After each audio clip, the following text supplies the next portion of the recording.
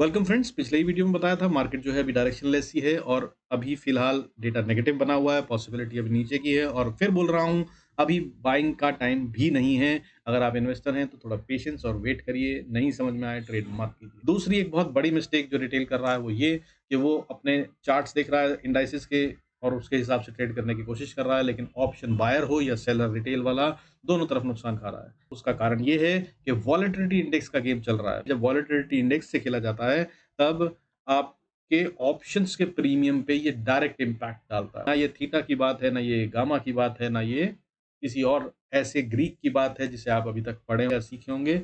Volatility index का direct impact होता है ऑप्शंस पे। इसके बारे में मैं कोशिश करूंगा समझाने की। Let's start the video. और मगर उससे पहले जो इंपॉर्टेंट बात याद रखनी है कि या तो ये कंसोलिडेशन हो रहा है और 19,500 को नहीं तोड़ेगी निफ्टी और वापस ऊपर जाएगी, या फिर ये 19,500 को तोड़ेगी और नीचे 19,200 250 तक जाने के लिए तैयार हो जाएगी। बाकी डेटा को समझते हैं। Let's start the video. Before we start I request to go through the disclaimer. जरूरत हो तो वीडियो को पॉज कर पढ़ें। Disclaimer as per SEBI norms. देखिए वॉलेटिलिटी इंडेक्स आज बंद हुआ है 2.97% प्लस में। हालांकि एक टाइम पे दिन में ये 12% से भी ज्यादा ऊपर चला गया था और बढ़ गया था, जिसका मतलब ये है कि ऑप्शंस में प्रीमियम इन्फ्यूज हुए थे। लेकिन उसके बाद बंद होते-होते मार्केट ये कूल ऑफ हो गया और 2.97 बढ़कर बंद हुआ है। हालाँकि अभी भी बढ़कर ही बंद हुआ है, जिसका इंडिकेशन ये होता है कि मार्केट में अभी वॉलेटिलिटी और बनी रहेगी। वैसे बहुत कूल्ड ऑफ लेवल पे है, 11.79 थोड़ा ठीक-ठाक सा लेवल है, 12 के ऊपर नॉर्मल होता है। अब अगर बात करें बाकी के डेटा की गेम क्या हो रहा है, देखिए आज बढ़ने वाले शेयरों की गिनती सेंसेक्स में। अगर फ्राइडे की बात करें, last session that was 1376 share बढ़ रहे थे, लेकिन आज वो बढ़ने वाले शेयरों की गिनती 958 रहेगी। लेकिन ये 958 भी बहुत बड़ा नंबर होता है और अच्छी बाइंग हो रही है तभी ये ऐसा होता है। हालाँकि गिरने वाले शेयरों की गिनती जो है वो बढ़ने वाले शेयरों से ज़्यादा है। आज गिरने वाले शेयरों की गिनती सेंसेक्स में 1147 थी, जो कि फ्राइडे को सिर्फ 650 थी। इसका मतलब सेल ऑफ भी किया गया है और खेला गया है। हालाँकि इन सब का बहुत बड़ा इम्पैक्ट निफ्टी की वैल्यूएशन पे नहीं था। निफ्टी की वैल्यूएशन जो है वो आज रिलायंस, एचडीएफसी बैंक जैसे शेयरों से खेल कर करी गई है। रिलायंस आज 1.14% और एचडीएफसी बैंक 1.20% टूटते हुए नजर आया। आज निफ्टी जो है वो करीब 105 पॉइंट टूटकर 19,528 पे बंद हुआ है। और अगर ये 105 पॉइंट जो लूज करे निफ्टी ने, इसकी बात करूं तो उसमें से 50 पॉइंट करीब तो रिलायंस और एचडीएफसी से ही आए हैं। अब अगर बात करूं कि मार्केट में जो आज हुआ, निफ्टी आज क्लोज हुआ है 19,528 पे, जिसमें कि 105 पॉइंट का फॉल है। इस 105 पॉइंट में से करीब 50 पॉइंट तो रिलायंस और एचडीएफसी बैंक के गिरने से ही टूटे हैं। रिलायंस आज 1.14% टूटता हुआ नजर आया, एचडीएफसी बैंक 1.20% टूटता हुआ नजर आया। जैसे मैंने पिछले 2 वीडियोस में बताया था, अभी फिर कह रहा हूं, अभी थोड़ा सा अवॉइड कीजिए बाइंग और सेलिंग दोनों को। और अगर आप ट्रेडर हैं तो मैंने बताया वॉलेटिलिटी इंडेक्स का गेम चल रहा है, इसके तहत में करना क्या होता है वो मैं आपको कोशिश करूंगा at the end of the video समझाऊंगा। अब अगर बात करें इसके अलावा बढ़ने वाले सेक्टर कौन से थे, मीडिया सेक्टर में 1% से ज्यादा की बढ़त आई, स्मॉल कैप 0.68% और मिड कैप 0.18% बढ़कर बंद हुए हैं। तो ये वो एरिया है जहां पे बाइंग हो रही है। तो small cap and mid cap अगर उसमें बाइंग हो रही है तो इसका मतलब मार्केट वीक नहीं है। अदरवाइज यही है वो सेक्टर जो सबसे पहले टूटते हुए नजर आते हैं। अब अगर इसके अलावा बात करूं तो रियलिटी में भी आज 0.46% की बढ़त थी। इसके अलावा अगर अब बात करूं तो बैंकिंग सेक्टर आज टूटता हुआ नजर आया 0.42%। और इसमें प्राइवेट बैंक्स 0.47% गिर कर बंद हुए हैं। वहीं पीएसयू बैंक्स 2.38% बढ़कर बंद हुए। मतलब ये डायरेक्शनल मूव नहीं था बैंक निफ्टी में भी। आज फाइनेंशियल सर्विसेज निफ्टी की एक्सपायरी जो थी उसको मैनेज किया गया। अब बात करते हैं इसके अलावा जो गिरने वाले सेक्टर थे इंपॉर्टेंट वाले, वो एनर्जी सेक्टर 1.28%, ऑटो 1.20%, फार्मा भी आज 0.92% टूटता हुआ नजर आया। इसके अलावा metal, FMCG, health care, MNC, financial services, IT, infra, ये सब टूटते हुए नजर आएगा। लेकिन ये सारे बहुत बड़े इंपैक्टिंग सेक्टर्स नहीं है। लेकिन आईटी एक सेक्टर है 0.21% टूटता हुआ नजर आया, जो बहुत बड़ा इंपैक्ट देता है, लेकिन ये बहुत ज्यादा नहीं टूटा है। लेकिन असल वाला चिंता का विषय हमारा डॉलर है। यूएसडी आईएनआर आज भी बढ़ता हुआ नजर आया और अभी भी 83 के ऊपर ट्रेड कर रहा है। जब तक 83 के नीचे नहीं आएगा तब तक ये इक्विटी को सपोर्ट नहीं देगा। ये मैं आपको कई बार बता चुका हूँ। डॉलर का बढ़ना या रुपये की वैल्यू घटना is not good for equity market. However at the same time आज सिल्वर में एक भयंकर सी गिरावट नजर आती है। आज 66,950 पे चला गया, 2,900 रुपए टूट कर ट्रेड कर रहा है। और क्रूड की बात करें तो क्रूड में भी आज 2.33% की गिरावट, 7,366 पे ट्रेड कर रहा है, 176 पॉइंट्स की गिरावट है। गोल्ड भी आज गिरा हुआ है, 56,367 पे ट्रेड कर रहा है, 1.29% से ज्यादा का गिरावट है। सो ये जो है ये संकेत दे रहे हैं कि गेम असल में कहीं और चल रहा है, अभी इक्विटी में गेम नहीं चल रहा है। और अगर इनको जो ओवरऑल बात समझी जाती है डेटा एनालिसिस में, तो वो ये कहा जाता है कि कमोडिटी में जब गिरावट आती है तो वो इक्विटी में बढ़त लाती है। बट अभी आपको बता दूं, इक्विटी मार्केट हमारी जो है अभी उसमें भी डेटा वीक बना हुआ है। अभी कल तो हम और नेगेटिव खुलते हुए नजर आ सकते हैं, लेकिन इसी दौरान में वॉलेटिलिटी इंडेक्स भी क्योंकि उछल कूद कर रहा है या करवाया जा रहा है जिसे भी कहा जाए, उसकी वजह से अब इस समय पे रिटेल तो समझ ही नहीं पा रहा होगा कि हो क्या रहा है। मेरी डायरेक्शन में मूव करती है मार्केट तो पैसा नहीं बनता है, अपोजिट मूव करती है, तेज़ी से उड़ जाता है। ये विक्स की वजह से है। आपने बहुत कुछ पढ़ा होगा ऑप्शंस के बारे में, लेकिन बता दूँ आपको, वो सारे ग्रीक्स जो हैं, वो एक अलग काम करते हैं और उन सब के ऊपर पापा की तरह जो बैठता है, वो है वॉलेटिलिटी इंडेक्स। अगर वॉलेटिलिटी इंडेक्स में बढ़त आ रही है, तो ऑप्शंस में भी बढ़त आती है, और अगर वॉलेटिलिटी इंडेक्स में गिरावट आ रही है, तो ऑप्शंस में प्रीमियम्स इन्फ्यूज़ नहीं होते और उनके प्रीमियम्स रिड्यूस और इरोड होते हैं, तो वो सेलर्स का टाइम होता है। और अभी वॉलेटिलिटी इंडेक्स काफ़ी कूल्ड ऑफ लेवल पे है, 11.79 पे।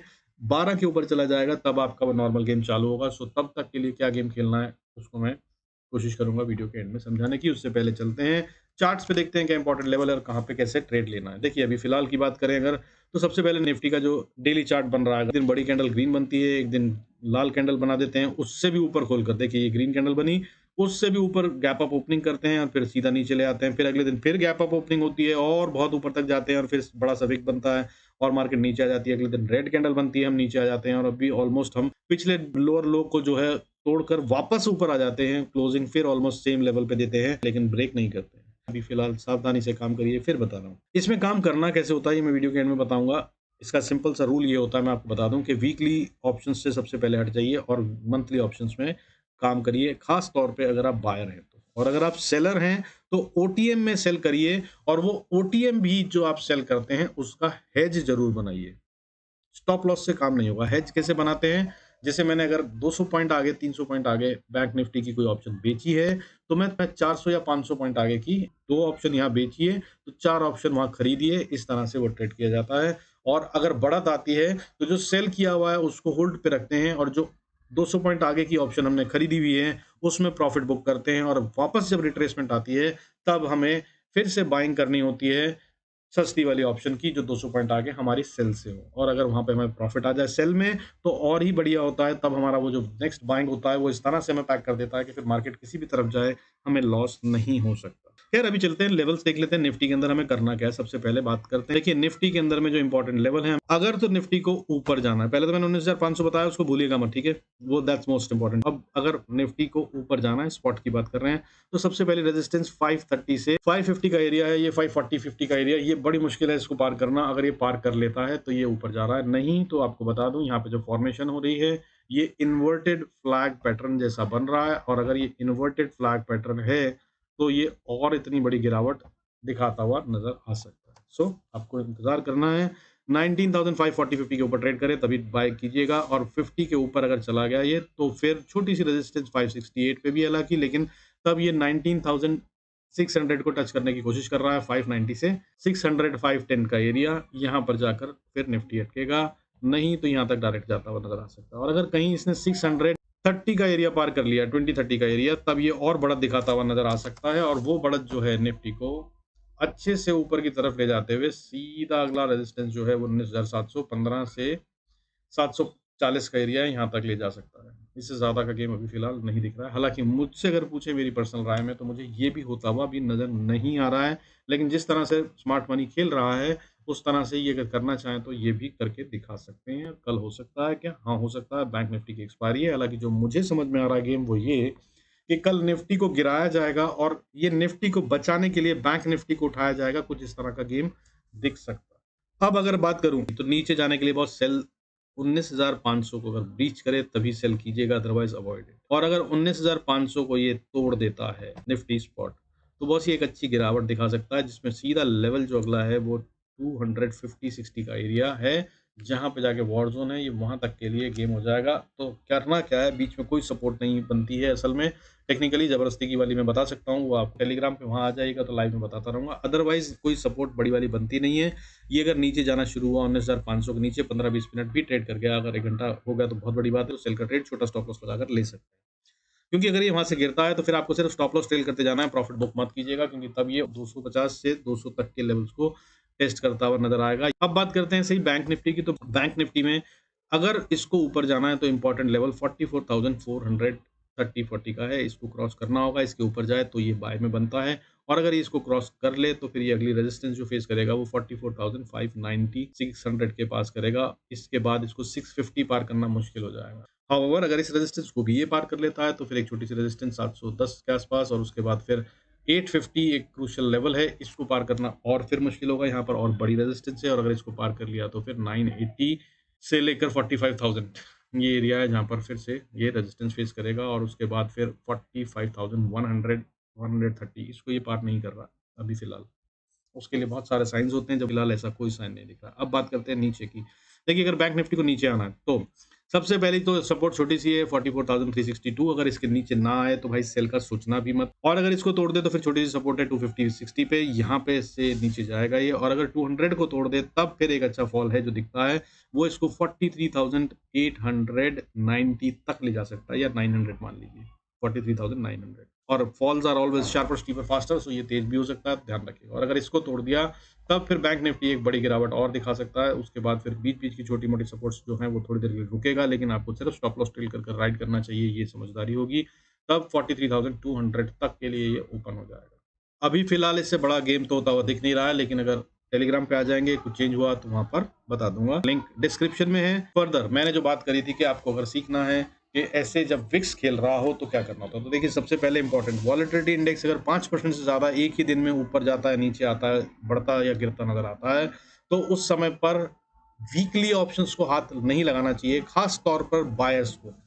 सेलर्स के लिए फिर भी ऑप्शंस होती हैं एडजस्टमेंट की और वो काउंटर भी कर सकते हैं, लेकिन बायर्स के पास ऑप्शंस नहीं होती, इसलिए ऑप्शन बायर्स खास तौर पे वीकली ऑप्शन से हट जाइए सेम वीक की एक्सपायरी से। अगर आप कर सकें तो मंथली में करिए तो बेहतर होता है, लेकिन अभी मंथ सिर्फ शुरू हुआ है तो मंथ एंड की महंगी होती हैं। अगर वो ना हो सके तो नेक्स्ट वीक वाली ऑप्शन में काम करिए, अगर आप ट्रेडिंग करते हैं तो। हाँ, स्कैल्पिंग अगर आप करते हैं तो सेम वीक में बड़ी चीज़ें कर सकते हैं, लेकिन फिर वो ट्रेड जो है वो 2 से 5 मिनट का होना चाहिए, इससे ज़्यादा बड़ा नहीं होना चाहिए। जिसमें जैसे ही बड़ी कैंडल बनी, उसी टाइम पे उसका काउंटर पोज़ीशन क्रिएट किया और जैसे ही उसके अंदर में 20, 25, ₹50 का एक ऑप्शन में प्रॉफिट आया, खट से बुक करा और बाहर निकल गए। मार्केट कहीं भी जा रही हो और उसके बाद अपने को 30 मिनट्स का कूल ऑफ पीरियड दीजिए। मार्केट में सिस्टम को मत देखिए, चार्ट्स को मत देखिए, वरना आपको वो फिर से ट्रैप गारंटीड कर लेगी। विक्स का जब मूवमेंट होता है, फ्लक्चुएशन होता है, इतना बड़ा वाला जो कि 5% से ऊपर हो, तो वो सारे ग्रीक्स को फेल कर देता है। विक्स का movement more than 5% will override the Greeks completely, कोई सा भी ग्रीक हो, ठीक है? थीटा, गामा आप जो भी करते हो, वो सब उड़ जाएगा। So this is how you need to trade in options अगर वॉलेटिलिटी इंडेक्स ऐसे खेल रहा हो तो और अभी खेल रहा है, so that's how you should trade. चलिए with this I conclude video और आपको अगर सीखना है भाई ऐसे ही तो स्टे कनेक्टेड, सब्सक्राइब कर लीजिए। बाकी 1000 सब्सक्राइबर होने के बाद मैं लाइव क्लासेस दूंगा, एब्सोल्युटली फ्री ऑफ कॉस्ट दूंगा। So if you are interested don't forget to subscribe. God bless us all, see you in next video. आपने बहुत कुछ पढ़ा होगा ऑप्शंस के बारे में, लेकिन बता दूं आपको वो सारे ग्रीक्स जो हैं वो एक अलग काम करते हैं और उन सब के ऊपर पापा की तरह जो बैठता है वो है वॉलेटिलिटी इंडेक्स। अगर वॉलेटिलिटी इंडेक्स में बढ़त आ रही है तो ऑप्शंस में भी बढ़त आती है और अगर वॉलेटिलिटी इंडेक्स में गिरावट आ रही है तो ऑप्शंस में प्रीमियम्स इन्फ्यूज नहीं होते और उनके प्रीमियम्स रिड्यूस और एरोड होते हैं, तो वो सेलर्स का टाइम होता है।